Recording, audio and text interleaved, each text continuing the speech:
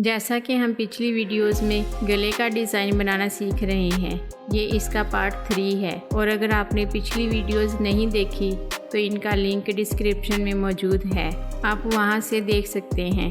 अस्सलाम वालेकुम, मैं हूं इरम और आप देख रहे हैं हाथ की कढ़ाई।